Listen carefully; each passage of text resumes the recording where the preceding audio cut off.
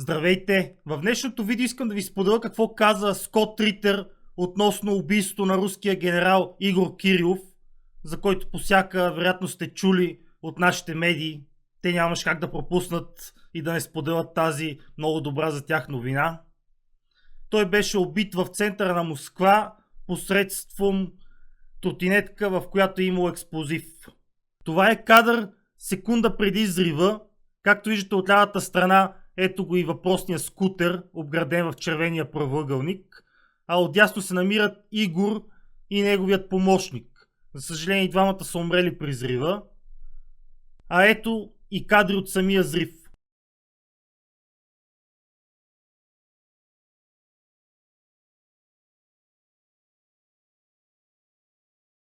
Нашите безпристрастни медии обаче услужливо пропуснаха да кажат, докато отразяваха случая, че генерал Игор Кирилов беше и главният разследващ биолабораториите в Украйна, които дълго време бяха една пропаганда. Нямало такова нещо като биолаборатории в Украйна. Това било конспирация, поне докато прецената Виктория Нюланд не беше принудена да каже и да си признае, че има поне 25 биолаборатории американски на територията на Украйна. Така рязко тази конспирация се превърна в факт. Но Игор Кирилов е разкрил, че биолабораториите не са 25, а са 46 на брой. Като 32 от тях са от клас за безопасност 3. За тези от вас, които не знаете, всички биолаборатории се класират по клас за безопасност от 1 до 4. Като 4 е най-високото. При 3 имате работа с биологични агенти с висока степен на опасност. Като мерките за сигурност са много строги и много специфични. Като например едно от задължителните е да имате негативен приток на въздух. Т.е. да не може абсолютно нищо да излезе от тази лаборатория по въздух. Това е при 3-та степен. Там се разработват и биологични оръжия, разбира се. Като вече при 4-та степен, която е най-високата, там вече говорим за биологични агенти от най-висока степен на опасност. Като например едрата шарка, която въпреки че никоя страна официално не си признава, има доста доказателства, че този щам все още се пази в няколко от лабораториите клас 4. Както може би някои от вас знаете, този изключително опасен вирус беше изкоренен през 1980 година в световен мащаб. Като доста интересен факт е, че една от най-добрите ваксини срещу този вирус е именно българска. Да, тази наша страна, която по комунизма е била толкова зле, е била една от страните, която е произвела най-добрата ваксина за този вирус. Така през 1928 година ние сме една от първите страни, която успява да го изкорени и да се похвали с това доста голямо звание и доста голяма гордост за всяка страна, тъй като този вирус е бил изключително опасен. Разбира се, едва ли на повечето говори нещо името Борис Абрамович Окс. Все пак това не е Киро Брейка и няма нужда да се помнят такива незначителни личности, но това е руски епидемиолог, който е живял в България и той измисля именно тази ваксина. Така българите са едни от водещите за борбата с този изключително опасен вирус. За съжаление обаче всички, които сме родени след 1980 година, тъй като той е изкоренен, не сме вакцинирани и сме абсолютно беззащитни, ако някога този вирус излезе пак на бял свят, но всички от по-старото поколение са абсолютно в безопасност дори и до ден днешен от този изключително опасен вирус. Наистина нашата ваксина е била изключителна и е била една от най-добрите не само като ефективност, но и също като нежелани странични ефекти, като треска, като изключително подуване на мястото, дори се е случвало и до сепсиси на самото място на обождане, тъй като наистина това е било изключително сериозен вирус и ние успяваме абсолютно да бъдем едни от първите, които да го изкоренят. Но това няма нужда да се помни, все пак не е кой знае какъв факт. Нали, по времето на комунизма сме били толкова зле, а сега произвеждаме такива добри сервитьори, бармани, фолк певици, наркомани, в смисъл, сега сме доста по-напред. Това така като малко отклонение. Така че нашите мейнстрим медии леко пропуснаха този факт с откритията на генерал Игор Кирилов, но все пак не може да разкриваме такива тежки за евроатлантиците сериозни новини за 46 биолаборатории. Затова е разбираемо, че леко пропуснаха тази информация, но иначе бяха доста ентусиазирани в споделянето й. Това трябва да им се наистина отчете. Като в интерес на истината, доста важно е да се отбележи и че преди Игор Кирилов да започне разследването си за тези биолаборатории в Украйна, първият човек, който въобще заговори за тях, беше нашата журналистка Диляна Гайтанджиева, която беше по всякакъв начин нападната след това, че това било дезинформация и пропаганда. И разбира се, ние като един изключително буден и обединен народ застанахме зад нея, направихме един масов протест и както и Фейсбук, така и YouTube, така и всички факт-чекъри веднага и се извиниха. Това стана благодарение на това, че се обединихме, нали? Така че това е хубаво да се спомене, че нашата наистина изключително достойна журналистка беше първият човек, който заговори за тези биолаборатории. Но стига съм говорил, вижте какво каза и Скот Ритър. Стига съм ви пълнил главата с допълнителна информация. Вижте какво каза Скот Ритър и ще си им следващото видео. Thanks, Scott. Oh, thanks for having me. Let's get started with what has happened in Russia. A new assassination. A general, Russian general, and Kirillov, if I'm not mistaken, with his aide, they were assassinated by Ukrainians. And do you think that Ukrainians, by committing this type of behavior, are they seeking for some sort of strategic game or something? Because right now, the way that they're doing this and the situation with the Ukrainian army, what's your understanding on the main goal, main objective of this type of behavior? I don't know. I mean, it's first of all, it's criminal behavior. It's not military behavior. Understand that militaries don't assassinate military leaders. So it's criminal behavior by a criminal organization, Ukrainian intelligence operating for a criminal government, the Zelensky government. That's how they chose to define themselves. And the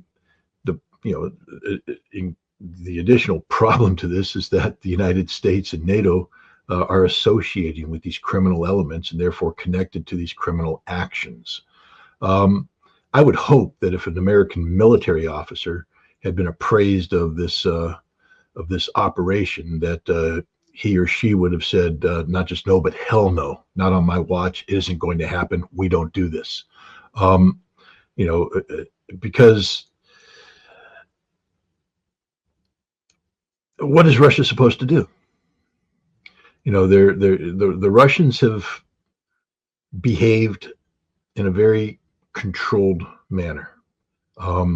Anybody who thinks that Russia's struggling on the battlefield, you need to understand that Russia has not brought to bear anything near the totality of the military force that it can be brought to bear on this issue. Russia is fully capable of destroying Ukraine in totality without using nuclear weapons. If Russia wanted to, this war would be over in a month. Ukraine would be annihilated.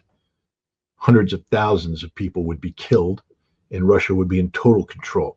Russia can bring to bear firepower that's unimaginable, but it has opted not to do so because this is a special military operation designed to achieve limited, political and military objectives. I mean, these are significant objectives.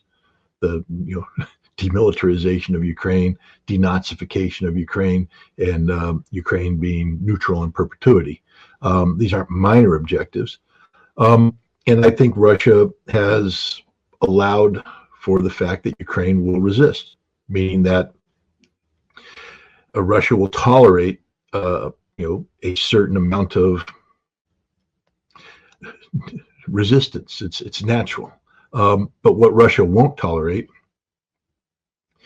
is Ukraine being turned into a proxy conflict with the West. And that's what it is today. And so Russia has put some red lines out there, and we've seen that they're being crossed on a regular basis.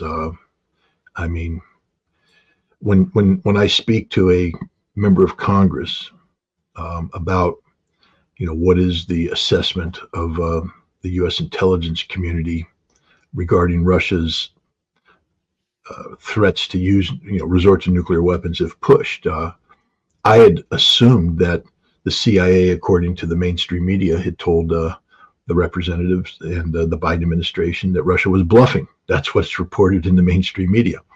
And this individual, very senior person who had received the briefing, said that's not what they said at all. They said Russia's not bluffing.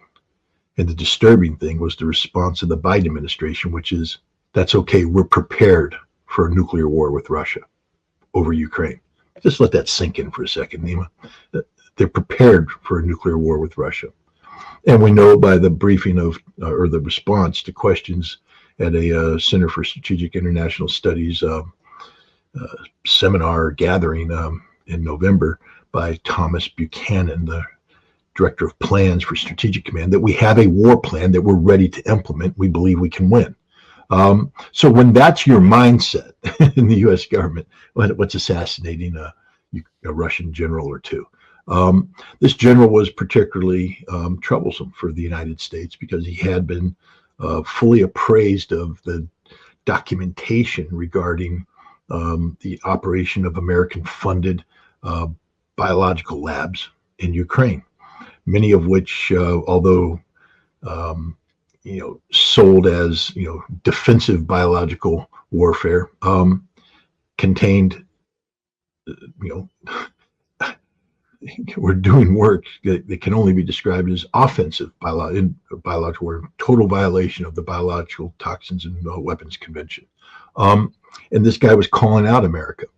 Now, I mean, his elimination doesn't, do away with the fact that Russia has this data and there are other qualified people to do this, but this is the personification of this conflict that Ukraine, for whatever reason, believed that it would benefit by taking out a man who was embarrassing the West. Did Ukraine operate on its own volition, or were they encouraged or even directed to do so by the United States and NATO? We don't know, but it doesn't matter.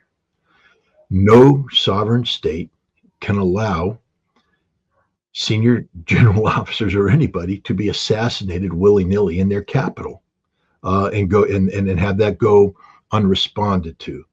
I put a post out earlier today on X where I liken this to bank robbery. I mean, bank robberies happen. If I wanted to right now, I could get up out of my seat, get in my car, go and rob a bank. Can't stop me from doing that.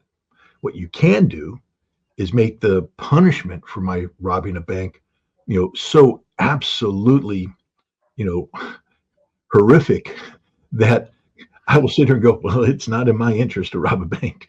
I'm not going to do that. Or if I do it, for other people to say, whoa, man, we ain't robbing banks. And this is what has to happen now. Ukraine has, not for the first time, assassinated people in Moscow. But here we have a senior general killed in Moscow. Left unresponded to, it will happen again. And then at some point in time, out of this act of desperation, Ukraine will attempt to kill the president of Russia or other senior government officials. Ukraine has to be put on notice that, and the West has to be put on notice that this cannot happen. I can tell you right now with absolute certainty that if any nation assassinated a senior general officer of the United States military in Washington, D.C., the United States would make that entity pay the heaviest possible price.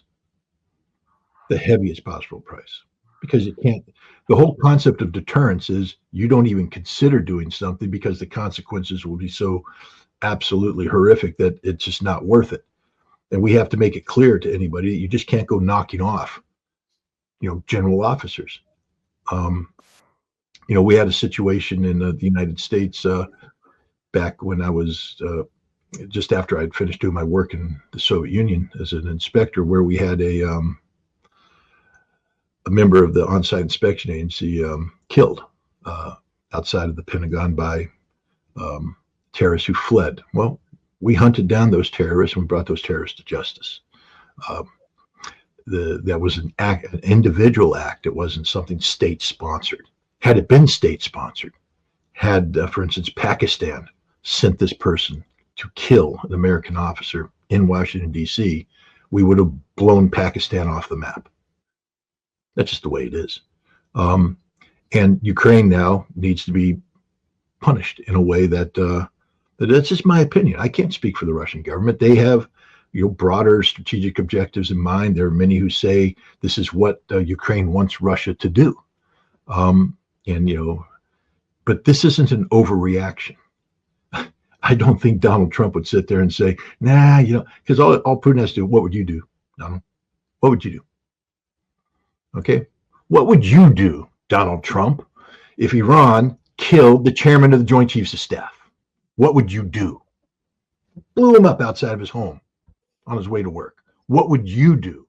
And Trump knows what he would do. And so I think Russia right now literally has a blank check to hold Ukraine accountable and establish deterrence so that this kind of criminal act never again takes place. But again, that's a Russian decision that only Russia gets to make. I'm just coming at it from my perspective. And here is what Dmitri Medvedev said about this. Everything must be done to destroy those who ordered the murder of General Kirillov, the military and political leadership of Ukraine. He's just talking about that anybody in the government, in the Zelensky administration could be killed, could be assassinated because of this. Not assassinated. Russia's not talking about assassination. They're talking about retaliation. Assassination is a cowardly act where you go in there and you blow somebody up using a bomb on a scooter. What Russia's talking about is we're taking you off the map with military force. Medvedev, nice words. Yay, do it. Quit talking and do it. Otherwise, you're just talking and all you do is embolden the other side to act again, and another general will die, then another general will die. So shut up and do it. I'm tired of it's just me personally. I'm just fed up with a situation where, people talk tough and they don't do anything about it. Don't talk tough. It's better if you don't say anything at all. Just continue to press forward on the battlefield and say that's where our victory is going to take place. And we're willing to accept all of this.